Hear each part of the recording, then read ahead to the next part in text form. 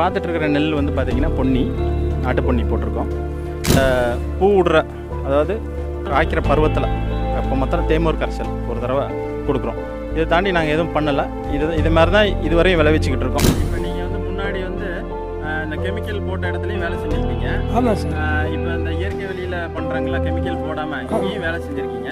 உங்களுக்கு என்ன வித்தியாசம் தெரியுது? இது வந்து யாருக்கான புல்லு சார் நம்மளுது. நம்ம மாடு என்ன சாப்பிட்டாலும் ஒன்றும் ஆகாது. அது இங்கிலீஷ் மருந்து அரிசி பாரு, அத்தை போட்டு பாரு, மாட்டுக்கு எதுனா பேதி அடிக்கும், ஜுரம் வரும், நோவு வரும், எல்லாமே வரும். இப்போ நீங்கள் வந்து இங்கே செய்கிற உணவை சாப்பிட்றீங்களா? இங்கே இருக்கிற காய்கறியில் டேஸ்ட்லாம் எப்படி இருக்குது? சேந்தல் வந்து வாங்கிட்டு வந்தோம் வெண்டைக்காய். அதுக்கும் இதுக்கு வித்தியாசம் பார்த்தா அது சப்பனை இருக்குது சாம்பார், இது வந்து ருசியாக இருக்குது. சுண்டைக்காய் பயிரிட்டுருக்கோம். இது நல்ல yield கொடுத்துட்ருக்குங்க.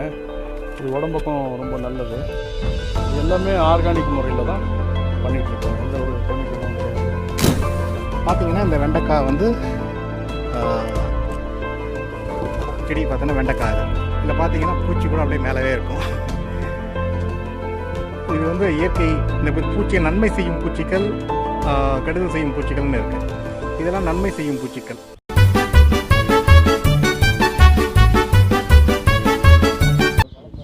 Hi friends, welcome to Birlas பார்வை.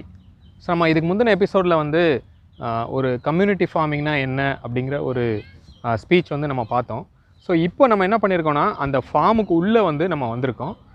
நமக்கு வந்து மிஸ்டர் ரவியும் மிஸ்டர் சுரேஷும் வந்து என்ன பண்ண போகிறாங்க அப்படின்னா, இதுக்கு உள்ளே வந்து எப்படி அவங்க வந்து விவசாயத்தை வந்து இம்ப்ளிமெண்ட் பண்ணியிருக்காங்க அப்படிங்கிறத ஒன் பை ஒன்னாக நம்ம இன்றைக்கி வந்து கூட்டு போய் அவங்க காமிக்க போகிறாங்க. ஸோ அந்த வீடியோக்குள்ளே தான் நம்ம இன்றைக்கி போகிறோம். ஸோ வீடியோக்குள்ளே போகிறதுக்கு முன்னாடி என்னோடய சேனலை இன்னும் சப்ஸ்கிரைப் பண்ணலைன்னா ப்ளீஸ் சப்ஸ்கிரைப் பண்ணுங்கள், லைக் பண்ணுங்கள், ஷேர் பண்ணுங்கள், கமெண்ட் பண்ணுங்கள். இப்போ நம்ம வீடியோக்குள்ளே போகலாம் வாங்க. வணக்கம், ரவிக்குமார். இப்போ நம்ம நெல் பற்றி பார்க்க போகிறோம்.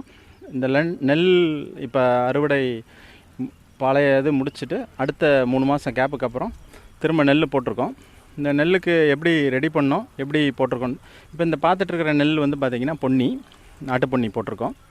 ஓகே, இந்த லேண்டு ப்ரிப்பரேஷன் பார்த்திங்கன்னா ஆல்ரெடி நம்ம இயற்கை வழி விவசாயம் நடந்துகிட்ருக்கனால முதல் என்ன பண்ணுவோம் நாங்கள் ஜென்ரலாக பார்த்திங்கன்னா, கொழிஞ்சி தக்கப்பூண்டு ஃபுல்லாக போட்டுருவோம். 45ஆவது நாள் இல்லை 40ஆவது நாள் மடக்கி ஃபுல்லாக உழுதுருவோம். அப்புறம் ஃபுல்லாக நல்லா அந்த மடக்கி உளுந்ததை வந்து காம்போஸ்ட் ஆற வரையும் விட்டுட்டு அதுக்கப்புறம் திரும்ப ஒரு தடவை உழுதுட்டு ரெடி பண்ணிடுவோம். அதுக்கப்புறம் இருக்கிற சுற்றி நம்மகிட்ட இருக்கிற உயிர்வெளியில் இருக்கிற எல்லா இலத்தலைங்களையும் போட்டு நல்லா மிதிச்சுட்டு மண்ணை ரெடி பண்ணிடுவோம். அப்புறம் தண்ணி விட்டுட்டு நாற்று விட்டுட்டு ரெடி பண்ணி நாற்று நட்டியிருக்கோம். இப்போ இது பார்த்திங்கன்னா இப்போ இது வந்து 25 நாள் ஆகுது. ஓகே, 3ஆவது வாரம். ஆக்சுவலி நாற்று நட்டி 3ஆவது வாரம், ஆல்மோஸ்ட் 25 நாள் ஆயிடுச்சு. இப்போ இதுக்கு இன்னும் இப்போ என்ன பண்ணிகிட்ருக்கோம் அப்படின்னா, நாற்று நட்டின பிறகு ஒரே ஒரு தடவை மாத்திரம் பஞ்சகாவியா கொடுத்துருக்கோம். இதுக்கு இன்னும் களை பறிக்கலை. களை கொஞ்சம் வந்த பிறகு களை பறிச்சுட்டு திரும்ப தண்ணி கொஞ்சம் இறக்கிட்டு இன்னொரு தடவை வந்து 40-45ஆவது நாள் ஒரு தடவை வந்து பஞ்சகாவியா கொடுப்போம். இது இப்போ ஈவனாக வளர்ந்துருக்கு, கரெக்டாக இருக்குது, க்ரோத்து நல்லா பச்சை அடிச்சிருக்கு.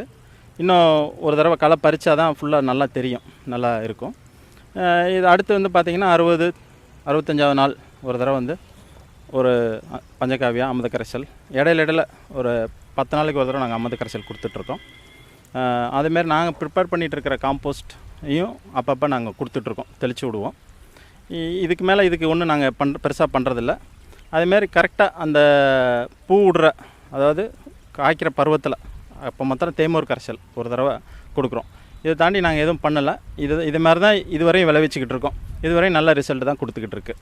ஸோ நம்ம இங்கே வந்து பார்க்க போது வந்து வெண்டை செடியை வச்சுருக்கோம். இப்போது இந்த வெண்டைக்காய் செடி வந்து நாட்டு ரகம். ஸோ இதில் வந்து நம்ம பாரம்பரிய முசிறியிலேருந்து வாங்கியிருக்கிறோம். அதை பார்த்திங்கன்னா இந்த வெண்டைக்காய் வந்து செடியை பார்த்தோன்னா வெண்டைக்காய் அது. இதில் பார்த்திங்கன்னா பூச்சி கூட அப்படியே மேலவே இருக்கும். இது வந்து இயற்கை. இந்த பூச்சியை நன்மை செய்யும் பூச்சிகள், கெடுதல் செய்யும் பூச்சிகள்னு இருக்குது. இதெல்லாம் நன்மை செய்யும் பூச்சிகள். இதெல்லாம் வந்து வயலில் வந்து இப்படி தான் வந்து இயற்கை விவசாயம் பண்ணும்போது இது என்ன பண்ணுவாங்கன்னா, ஃபெர்டிலைசர் அடித்தாங்கன்னா இந்த பூச்சியெல்லாம் வந்து உள்ளே உட்காராது, எல்லாமே போயிடும். ஸோ இங்கே பார்த்தோன்னா இயற்கையாக அப்படியே இருக்கும். எல்லா பூச்சிகளும் வந்து வரும். இந்த பூக்கள் வந்து இதில் வந்து இந்த பூக்கள் வந்து மகரந்த சேர்க்கை நடந்து அடுத்த பூக்களில் போய் உட்காரும்.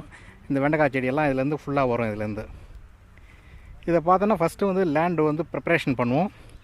ப்ரிப்பேர் பண்ணி நல்லா வந்து லைனாக வந்து ஃபஸ்ட்டு இது ஓட்டிட்டு அதுக்கப்புறமா ஒவ்வொரு விதையாக ஊனணும். அதில் ஒவ்வொரு விதையாக ஊனிட்டு இதில் என்ன பண்ணணும்னா வெண்டைக்காய் சின்னதாக வேணும் அப்படின்னு நினைக்கிறவங்க ரொம்ப கிட்ட நடணும். ரொம்ப இடைவெளி விட்டு நட்டோம்னா இதில் வந்து வெண்டைக்காய் வந்து பெருசாக வளர்ந்துடும். அப்புறம் பார்த்தோன்னா முத்திடும் அது. அதனால் வந்து ரொம்ப கிட்ட நட்டோம்னா வெண்டைக்காயோட சைஸ் வந்து சேம் சைஸாக இருக்கும். இந்த போல் சைஸே கிடைக்கும்.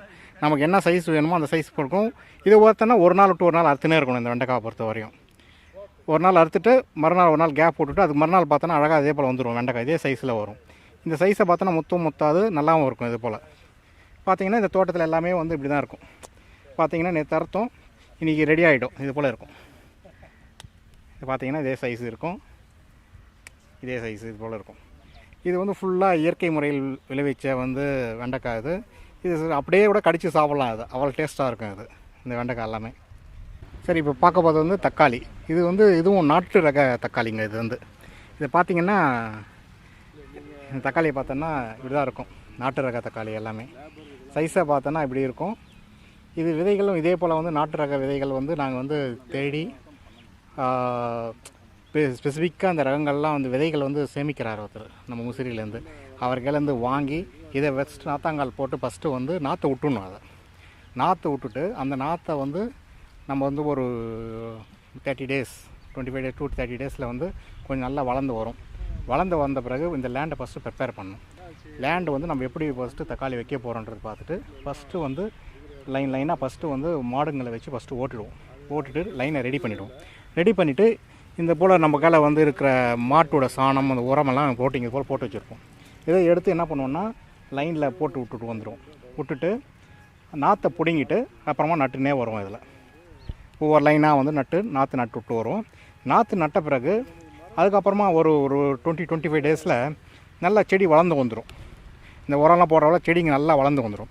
வளர்ந்து வந்த பிறகு என்ன செய்யணும்னா நம்ம இது போல் ஒரு கொம்பு ஊனணும். இந்த லாஸ்ட்லேருந்து அந்த லாஸ்ட் வரையும் நடுவில் அங்கங்கே கொம்பு கட்டிட்டு இது போல் ஒரு கம்பியை நட்டு கம்பி கட்டிவிடுவோம். இங்கேருந்து லாஸ்ட் வரையும் கம்பி ஏன் இது போல் கட்டுறோம் அப்படின்னா இந்த செடி தக்காளி செடி என்ன ஆகும், வெயிட்டு தாங்க முடியாமல் அப்படியே படுத்துடும் கீழே. அது படுக்காமல் இருக்கணும், காய் வந்து நல்லா இருக்கணும், இது போல் நல்ல காயை கொடுக்கணும் அப்படின்னா நம்ம என்ன பண்ணணும், இந்த கம்பியை கட்டிட்டு இது போல் சின்ன சரடு வாங்கி இது போல் கட்டிடுவோம். செடியை வந்து நல்லா கொஞ்சம் மேலே வச்சு கட்டிட்டோன்னா இது போல் வெயிட்டுக்கு வந்து கீழே விழாமல் இருக்கும். அதுக்கோசம் இதை கட்டிடுவோம். அதை பார்த்திங்கன்னா இது எல்லாமே வந்து ஃபுல்லாக இந்த லைன் ஃபுல்லாக கட்டிடுவோம். கொம்பை நட்டுட்டு அதில் வந்து இதை கட்டிட்டு எல்லாமே இந்த சரடு போல் கட்டி வச்சுருப்போம். இதெல்லாமே இது போல் கட்டிட்டோன்னா அறுக்கும்போது கூட இந்த லைன் நேராக வந்துட்டு இப்படி வந்து இதை பார்த்துட்டு இப்படி அறுத்துப்போம். அப்படியே அறுத்து எடுத்து போகலாம். அப்படியே எடுத்து போகலாம். இல்லைன்னா கீழே விழுந்துச்சுன்னா அந்த தக்காளி ஃபுல்லாக வேஸ்ட்டாக போயிடும். அது வேஸ்ட் ஆகாமல் இருக்கணும்னா நம்ம இது போல் கொம்பு நட்டு அழகாக அந்த கம்பியை கட்டிட்டு அதுக்கு மேலே இருக்கிற சரடில் கட்டி விட்டோன்னா நல்லாயிருக்கும். அது வணக்கங்க. இந்த ஃபீல்டில் பார்த்தீங்கன்னா ஒரு 40 சென்ட் இருக்கும். அது இதை வந்து பாதியாக பிரித்து அந்த பக்கம் வந்து இந்த கொடியில் வளர்கிற இந்த புடலங்காய், பீர்க்கங்காய், பாகற்காய் அந்த மாதிரி காய்கறிகளும், இந்த பக்கம் வந்து தர்பீஸும் போட்டிருக்கோம். இது வந்து அந்த கம்யூனிட்டி ஃபார்மிங்கில் பண்ணிகிட்ருக்கோம். இது இப்போ நல்லா வளர்ந்துட்டு வருது. அநேகமாக இன்னும் ஒரு 2-3 மாதத்தில் இதை அறுவடை பண்ணுற அளவுக்கு இருக்கும். இங்கே பார்த்தீங்கன்னா வாழை பயிரிட்டுருக்கோங்க. இதில் வந்து இலக்கி, செவ்வாழை அந்த மாதிரி ஒரு 2-3 வெரைட்டி இருக்குங்க. இந்த பக்கம் பார்த்தீங்கன்னா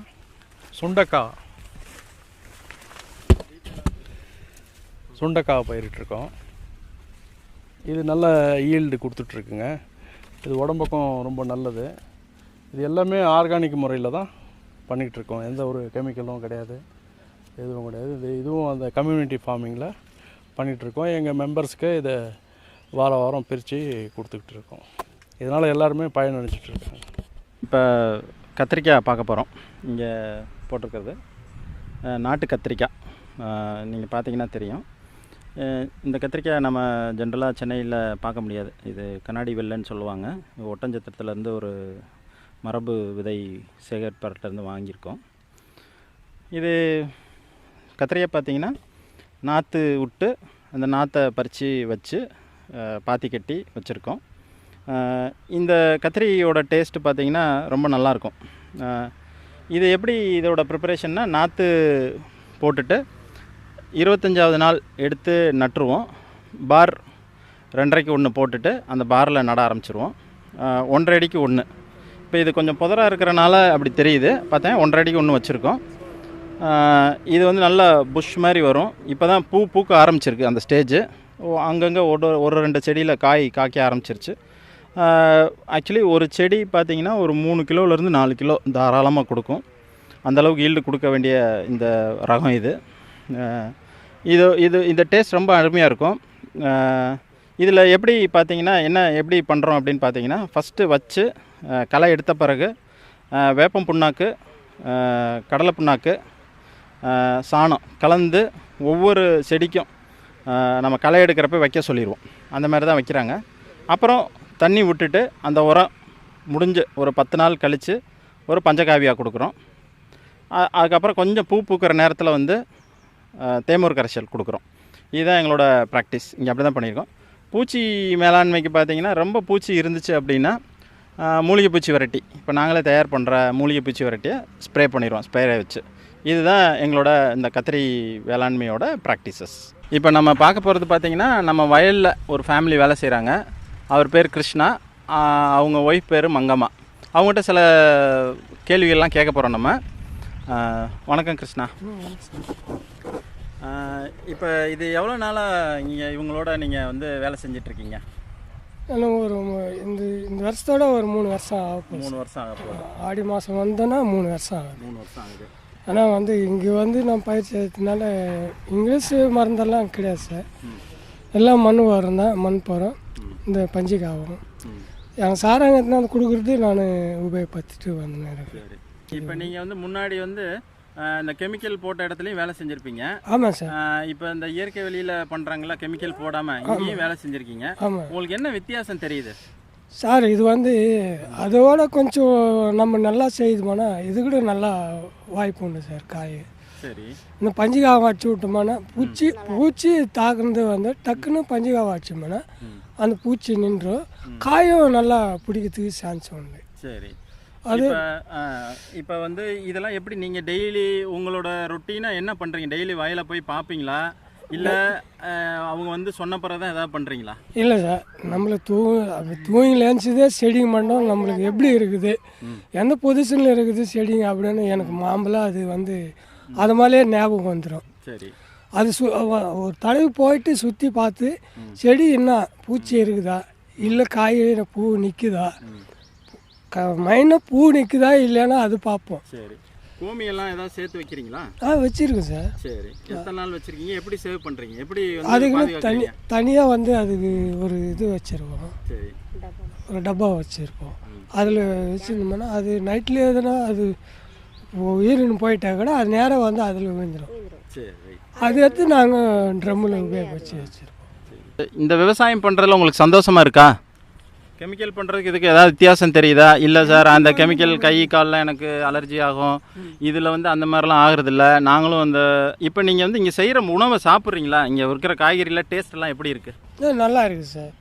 நாங்கள் சாப்பிட்றது வித்தியாசம் ஏதாவது தெரியுதா? வித்தியாசம் நல்லா இருக்குது சார். சரி. கெமிக்கலுக்கும் இதுக்கும் வித்தியாசம் இருக்கா? வித்தியாசம். முன்னா சாப்பிடல, நீங்கள் சாப்பிட்றீங்க, நல்லா இருக்கு சார்.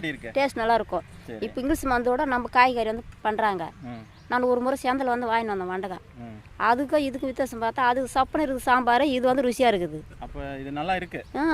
இது அருமையாக இருக்குது. அப்போ நீங்களும் உங்கள் உடம்புக்கு நல்லதை சாப்பிட்றீங்க. சரி. இப்போ இன்னொரு கேள்வி, முக்கியமான கேள்வி. இப்போ இப்போ வேலை அதிகமாக இருக்கா, இந்த மாதிரி விவசாயத்தில் வேலை கம்மியாக இருக்கா? இது கொஞ்சம் கம்மி தான் சார். கம்மியாக தான் இருக்குது. கம்மி தான். ஆனால் வந்து அதில் வந்து வருமானம் அதிகமாக செலவாகும். இங்கிலீஷ் மருந்து வாடுறாங்க. ஒரு தடவை உபயோகப்படுத்தினாங்கன்னா அவங்களுக்கு கிட்டத்தட்ட ஒரு வாரத்துக்கெல்லாம் ஒரு 5000 6000 போயிடும். 10 ஆள் 15 ஆள் வைப்பாங்க சார். நம்மளுக்கு வந்து இது கொஞ்சம் அனுகூலமான வேலை தான். நன்றிம்மா. நன்றி ஐயா.